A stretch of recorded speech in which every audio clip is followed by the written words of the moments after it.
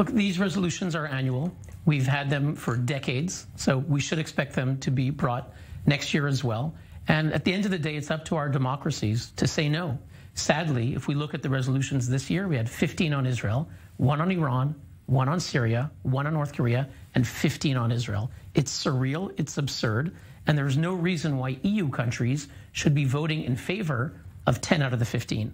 So if we look at this year, EU countries like France voted for approximately 10 resolutions on Israel, 1 on Iran, 1 on North Korea.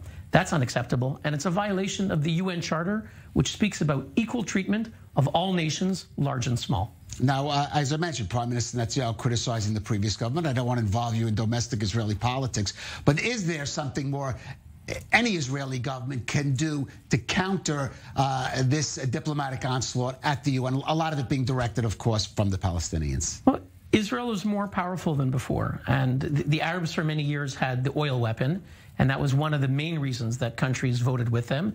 They also have 56 members of the Islamic group. In the Jewish group of nations, there's 1. A lot of the UN works by vote trading, so that's 56-1. But as Israel increases its power, whether it's in cyber, whether it's on medical, various forms of technology, and its resources that it has like gas, its military technology, these are all assets that Israel has been using to increase and strengthen its alliances around the world. And we saw in the last vote, the Palestinians failed to get a majority. They got more yeses than nos, but I think it was 87 yes, and the majority out of 193 either voted no, abstained, or were absent. And some of those countries, Israel picked up the phone and called them. So Netanyahu is sophisticated, whether one agrees with his policies or not. He knows how to pick up the phone. A former ambassador to the UN, we should mention. He made his name there. That is true, but he's someone who understands the importance of Israel being strong, and he can pick up the phone. Italy, for example, voted no. Germany voted no. Austria voted no.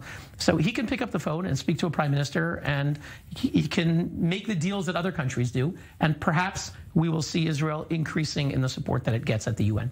Right. We mentioned the UN General Assembly. Let's move to one of its other bodies that even more so has obsessively focused on Israel, the so-called Orwellian, let's say, United Nations Human Rights Council. You just recently tweeted the fact that more than a dozen of its countries are not democracies, or not countries that in any way embody human rights. Look, the world needs a credible human rights council to defend millions of victims in places like Iran, Syria, and North Korea who are suffering arbitrary arrest, imprisonment, torture, rape, and executions.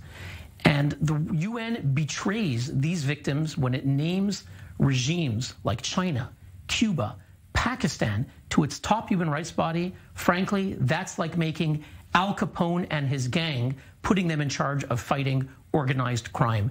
It's a travesty of justice, and we should not accept it. All right. Well, certainly we'll have to see. As I said, in the coming year, we can expect certainly many more of these resolutions and moves, and we'll see if anything could be done, or the tides will shift somewhat to a more balanced approach to Israel and to human rights in general, of course, we should say as well. Hillel Neuer of UN Watch, thanks for joining us. Thank you.